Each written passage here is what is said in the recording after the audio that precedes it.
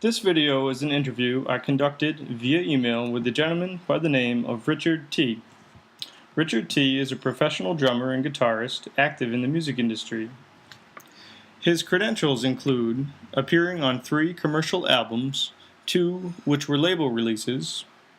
His work has been played on close to 100 radio stations across the United States, and his work includes 3 songs that reached the top 10 and 1 song in the top 30 of the Christian CHR music charts. He has held the position as a record label intern and has managed 1 band and has co-managed 2 others. I will be reading the answers to the questions I asked him regarding visual arts in society today. When I asked Richard what he saw as the role visual arts have in society today, particularly in his profession, he stated, "To be honest, sex, by displaying half-naked women and sexual visual innuendos."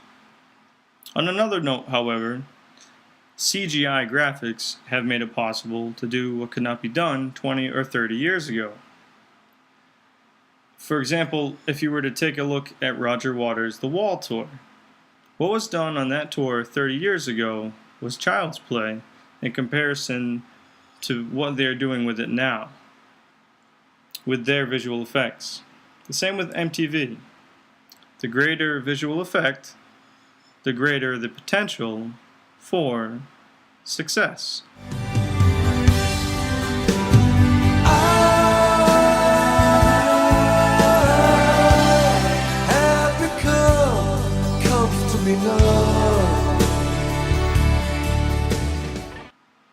I then presented Richard with the following question. New communications and media technologies make imagery almost instantly available.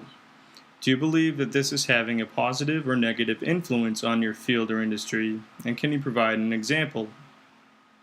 Richard said that it's positive and that the greater visual impact brings the story more to life and makes it more understandable as well as accessible to most people.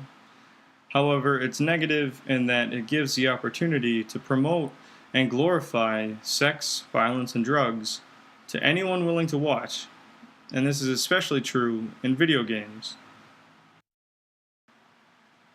When asked what popular images he sees frequently repeated throughout his industry, he said it was CGI and special effects in music videos. However, there isn't just one. The images and effects are ever-changing all the time.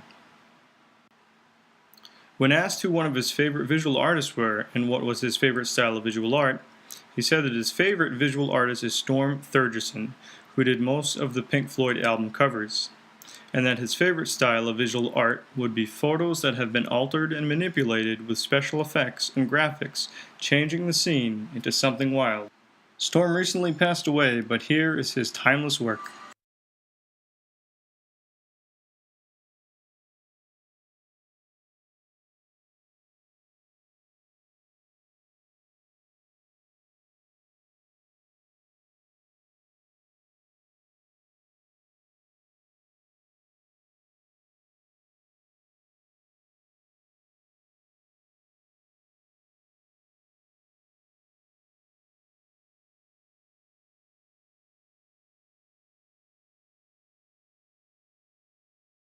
Finally, I asked Richard, how has your knowledge of famous artwork influenced your creative process? In which he said, well, to be honest, it has not.